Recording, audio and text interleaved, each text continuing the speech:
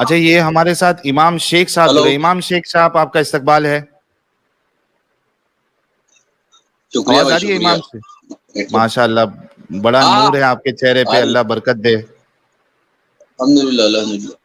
भाई मुझे अच्छा ये जनाब, बताओ, जब आप अल्लाह को मान ही नहीं रहे हो तो अल्लाह बरकत दे का मतलब क्या हुआ? वो तुम्हारे लिए यार, तुम मानते हो ना, इस वजह से। हम तो चाहते हैं कि हमारा भाई खुश रहे। अल्हम्दुलिल्लाह, समझे? अल्लाह का शुक्र। अल्हम्दुलिल्लाह, अल्लाह ने मुझे हाँ, बहुत सी नवाजा है। अल्हम्दुलिल्लाह। मुझे आप थोड़े कुछ सवालों का जवाब दे दो। मैं 1 मिनट ये नहीं हेडफोन लगा पहले, लेता हूँ। जी आप हेडफोन लगा लीजिए, लेकिन प्रॉब्लम यह है कि पहले आपको आज के टॉपिक पे बात करना पड़ेगा, इमाम शेख साहब। हाँ, नहीं, बिल्कुल बिल्कुल, आप जो टॉपिक जी, बोल रहे हो ना उसी के हिसाब से बात करेंगे। 1 मिनट रुक जाओ, एक चलिए, मिनट, बहुत थोड़ा रुक जाओ शुक्रिया। इसकी। जी जी, स्टार्ट जो करें कर रहे इमाम हैं। साहब। आवाज नहीं हाँ, आ रही है क्या? कीजिए कीजिए, बिल्कुल कीजिए। आ रही है, बोलिए। हाँ इमाम भाई, मुझे ये बताइए कि ये जो हमारे देश देश के जो सैनिक है, फौजी है, या फ्रीडम फाइटर्स जो हम्म। गुजरे, नॉन मोमिन, ठीक है, हिंदू हाँ। क्रिश्चियन पकड़ लीजिए आप, पारसी पकड़ लीजिए, कोई भी, तो हम्म। उन्होंने अपनी जानें निछावर कर दी आपकी मेरी हिफाजत हम्म। के लिए, देश की रक्षा के लिए। तो क्या हम्म। वो अल्लाह उनको जन्नत में डालेगा या जहन्नम में डालेगा? अच्छा, मुझे अब मैं इसी से रिलेटेड एक सवाल पूछता हूँ आपको। बिल्कुल मुझे ये पूछिए। बताओ, अगर कोई, सुनिए सुनिए, पहले आपने पूछ लिया, मेरे भी सवाल का जवाब दो। अगर हाँ कोई सोल्जर है, फ्रीडम फाइटर है, अगर वो यहाँ पे आ जाए, उसके घर पे आ जाए, इंडिया में आ जाएगा और 2 लोगों का वो कत्ल कर दे, हाँ, वो मर्डर कर दे, तो उसको कानून क्या बोलेगा, क्या करेगा? उसको सजा मिलेगी, सजा मिलेगी। क्यों? क्यों? वो तो क्योंकि सोल्जर है उसने, ना। हाँ, उससे फर्क नहीं पड़ता है अगर सोल्जर है। उन्होंने, हाँ। अगर सोल्जर ने गलत काम किया है तो बाकायदा उस पर इंक्वायरी बैठती है, पूरा प्रोसेस होता है, वो उसमें प्रॉब्लम नहीं है। मैं आपसे ये कह अच्छा, रहा हूं कि वो सोल्जर, आपको मैं जवाब ही अपनी दूंगा। बात तो रख लूं। अरे मेरी बात हाँ, तो रखिए। कंप्लीट करने दो। मैंने आपके ओके सवाल का जवाब ओके। दे दिया है। मैं कह रहा हूं वो सोल्जर जिसपे किसी की इंक्वायरी नहीं बैठी है, या उसने कुछ गलत काम भी किया था, उसको सजा मिल गई, वो सजा पूरी होगी, उसको समझो फिर से आर्मी में लिया गया और देश की रक्षा में उसकी जान चली गई। अब हम्म। बताइए, मैंने आपके सवाल का जवाब दे दिया, मुझे पहले मेरे सवाल का भी जवाब आपको देना था, उसके बाद सवाल करना चाहिए था, लेकिन आपने सवाल कर लिया। मैं आपसे फिर से पूछता हूं, क्या हम्म। ऐसे फौजी, ऐसे फ्रीडम फाइटर को जन्नत हम्म। मिलेगी, अल्लाह उनको जन्नत में डालेंगे या जहन्नम में सड़ाएंगे? अच्छा, मैं जवाब दूं भाई? हाँ दो ना जनाब। हाँ, जैसा आपने बोले कि, जैसा मैंने आपको सवाल किया था कि आपने बोले कि जिसने अगर मर्डर किया है तो उसको सजा मिलेगी, सही है। अगर बिल्कुल बिल्कुल। 1947 में लिखा गया कानून के हिसाब से, कॉन्स्टिट्यूशन हम्म। के हिसाब से, एक सोल्जर को अगर वो मर्डर करता है तो उसको हाँ मौत की सजा मिल रही है, तो जब अल्लाह ताला ने पूरी दुनिया को बनाया, तुमको हमको, हाँ। पूरी दुनिया को बनाया है, हम्म। वो कोई लॉ हम्म। लिखता है, वो कानून लिखता है, और हम्म। उसका तुम अगर फॉलो नहीं करते हो तो वो क्या, वो सजा नहीं देगा? नहीं तो ठीक है, तो इस हिसाब से उनको जहन्नम में डालेगा ना अल्लाह? बिल्कुल बिल्कुल। अच्छा, और आप इस बात से राजी है कि हमारे देशभक्त जो है, और जो हमारे जो फौजी है, सैनिक है, उनको जहन्नम में डालना चाहिए? आप इससे भैया, इत्तेफाक रखते हो? मेरी बात सुन लो आप पहले। ठीक है, मैं इत्तेफाक, मैं जो कुरान शरीफ में लिखा है उसे हर बात पे एक एक हर्फ से मैं तो इत्तेफाक रखता तो हूँ। इस बात से ठीक है, इत्तेफाक रखते हो ना आप? बिल्कुल रखता हूँ मैं। अब मेरी बात सुन लो अच्छा, पहले भगत आप। सिंह, अभी अभी मैं स्पेसिफिक पूछता हूं अभी, जो हमारे भगत सिंह थे वो भी कोई मोमिन तो थे नहीं, ठीक है? हम्म। अब वो, हम्म। उनको अल्लाह जन्नत में डालेगा या जहन्नम में जलाएगा? अभी कुरान में क्या लिखा है? अरे आपसे पूछ रहा हूं ना, सीधा सिंपल जवाब दो। अब आप मैं किसका घबरा जवाब क्यों कर रहे हो? रहा हूँ? मैं इस्लाम घबरा के नहीं रहा हूँ। हिसाब से पूछ रहा हूँ। मैं इसके लिए आया हूँ आपके साथ में कि वीडियो कॉल ये करके, कि मैं आपसे घबराता था तो मैं आपसे बात नहीं करता था। बहुत जबरदस्त, आई रियली तो सीधा अप्रिशिएट दैट, जवाब लेकिन दीजिए इस बस। इस इस जवाब से आप घबरा रहे हैं। जिसको ये नहीं पता कि मैं क्या फॉलो करूँ, मैं उससे क्यों घबराऊं? नहीं, ये बहुत अच्छी है, लेकिन ये सवाल से आप घबरा रहे हैं, क्या भगत सिंह जन्नत, क्या अल्लाह मुझे अच्छे से जन्नत में डालेगा? अरे सुनिए ना, आप इमाम, मेरे पास सुन लिए, फिर इमाम आप भाई, बोलिए मेरे कि सवाल का मुझे अच्छे से। जवाब तो दे दो। मैं वही पूछ रहा हूँ आपसे। अच्छा, आपको, आप सवाल पूछ रहे हो, मुझे पूछने का हक नहीं है क्या? है ना, मैं, आपने सवाल किया, मैंने जवाब दिया हाँ, ना भाई। तो तो भगत फिर सिंह मैं साहब किसको, को, मैं, मेरा पहले मुझे सवाल सुनो, इसके बाद, इसके बाद आप मेरे को सवाल हाँ, करो। मैं सुनो मेरी बात। मैं आपका सवाल सिंह सुन लिया। को जन्नत में डालेगा अल्लाह के जहन्नम में डालेगा, इसका जवाब दे दो, फिर मेरे से सवाल करो जी। दे रहा हूँ आपको, उसी का जवाब दे रहा हूँ, आप सुन नहीं रहे। ठीक है, अभी मुझे बोलो कुरान शरीफ में क्या लिखा है कि जो अल्लाह को फॉलो नहीं करता, अल्लाह को एक अल्लाह नहीं मानता, उसके लिए सजा क्या है? क्या सजा है? जहन्नम में पूछ रहा डालेगा, हूँ। जहन्नम में बस तो वही सजा है फिर सब। तो भगत सिंह साहब को भी जहन्नम में फेंकेंगे ना, अल्लाह जलाएंगे ना? वो जो अल्लाह का इनकार करता है उन सबको, उसमें भगत सिंह साहब शामिल है कि नहीं है?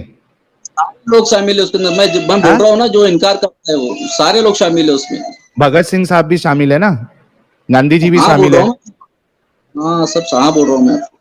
अच्छा, ये एक लास्ट में इस बारे में पूछूंगा आपसे कि ये जो हमारे क्या नाम है इसका, रवीश कुमार साहब एनडीटीवी वाले, इनको भी जहन्नम मिलेगी या जन्नत मिलेगी अगर इसी हाल में मर गए तो? अल्लाह को मानते हैं क्या? नहीं मानते, और इसी हाल में अगर मर गए उसके लिए क्या सजा है? इस्लाम के हिसाब से जहन्नम है। बस फिर अब उसका इसमें सवाल करने की क्या आपको मतलब ये आपसे सुनना चाहते हैं ना, हम आपसे सुनना चाहते हैं। लो भाई, रवीश कुमार साहब भी सुन लो, आप भी एक मिनट बताओ। अगर आपको ऐसा लग रहा है कि हंसने से सामने वाला हो जाएगा तो मैं आपसे ज्यादा हंस सकता हूँ। नहीं, मैं आपके लिए नहीं, अरे भाई मैं आपके लिए नहीं हंस रहा हूँ, आप मेरे अच्छे भाई है। मैं कह रहा हूँ रवीश कुमार के लिए हंस रहा हूँ, आपके लिए नहीं हंस रहा हूँ। मैं रवीश कुमार साहब के लिए हंस रहा हूँ कि लो भाई रवीश कुमार साहब, आप भी जहन्नम नहीं जाने वाले हो। सुन लो मेरी बात, सुन लो। आप अगर आप इंडिविजुअल नेम ले लेके पूछेंगे तो रूल बदल जाएगा क्या? नहीं बदलेगा फिर हाँ नहीं, इसी वजह से। लेकिन देखिए मसला ये है ना कि आप, हाँ मैं बताता हूँ आपको मैं क्यों पूछ रहा हूँ। पूछ लो कुछ। मैं इसलिए पूछ रहा हूं आपसे क्योंकि मैं आम मुसलमानों को ये बताना चाहता हूं कि इस्लाम के नजदीक ना देश भक्ति की कोई वैल्यू है, ना देश के सैनिक है उनकी कोई वैल्यू है। इस्लाम के नजदीक सिर्फ और सिर्फ ईमान की वैल्यू है, वरना एक इंसान इस्लाम के नजदीक उसको जहन्नम में ही डाला जाएगा और वहीं पे वो सड़ेंगे हमेशा हमेशा के लिए।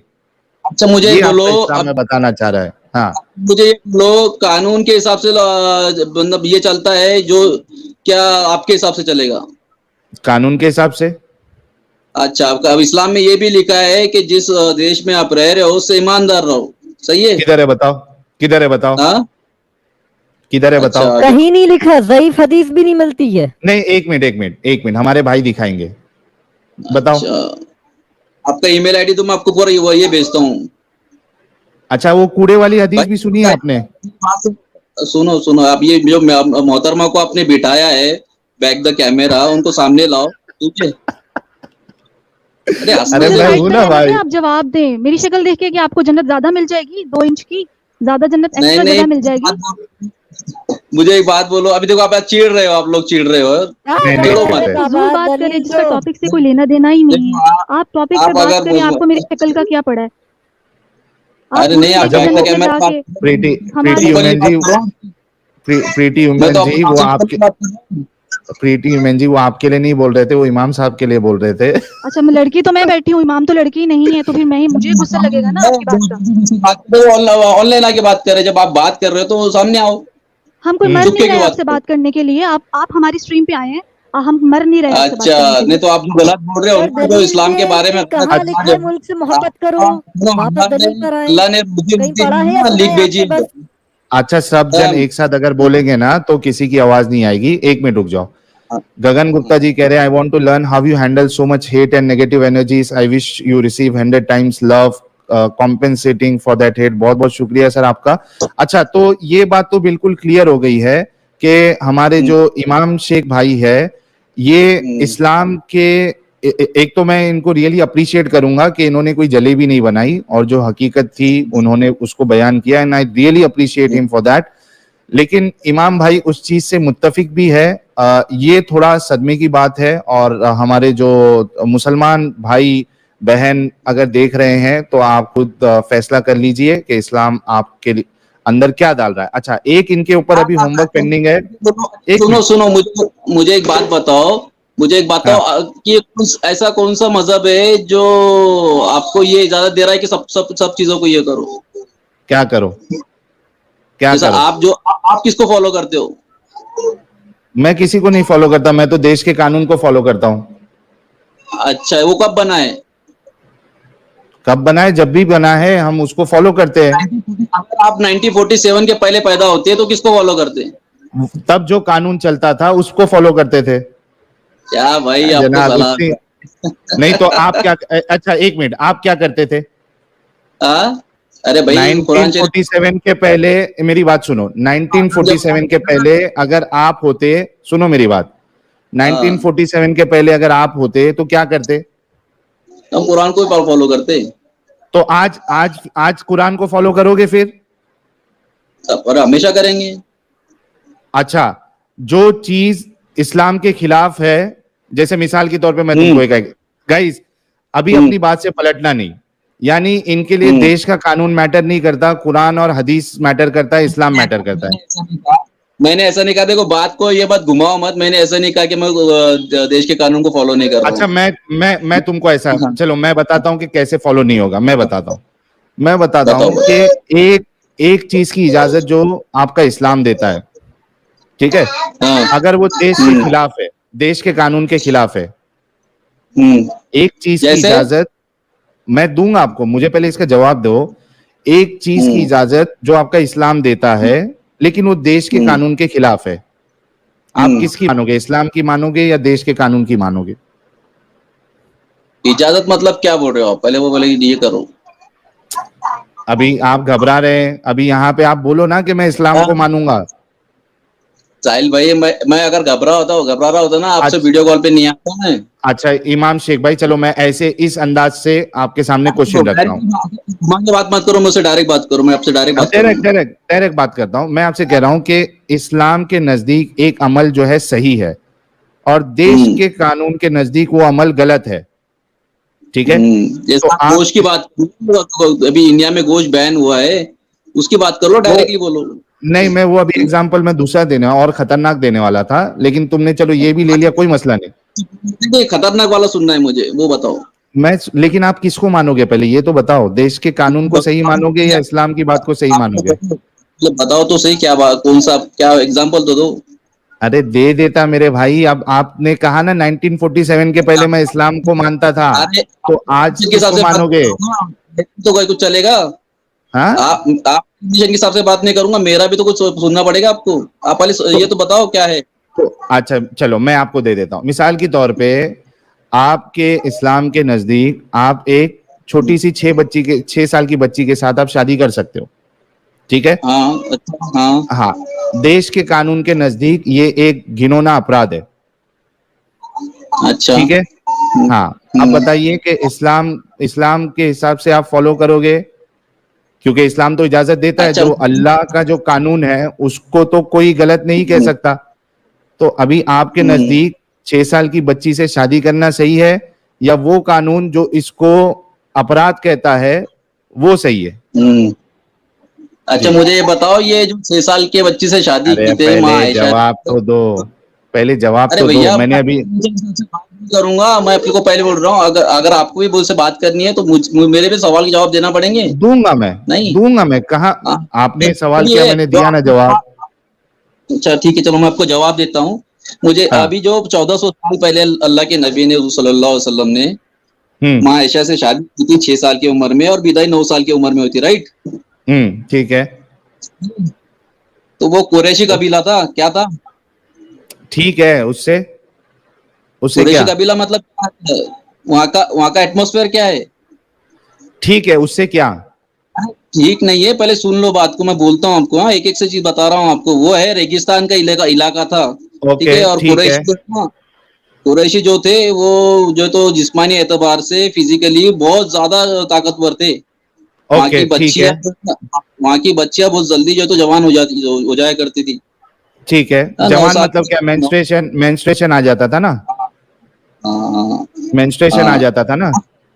हाँ, सुनो उस टाइम में जो तो ये आम रिवाज था। जो चलो रिवाज का, अगर रिवाज की बात की जाए तो उस टाइम में अल्लाह के नबी के आने से पहले बच्चे अगर पैदा हो जाती थी लोग उसको गाड़ देते थे, अल्लाह के नबी ने वो इसका आके बंद इसका करवाया। हवाला दो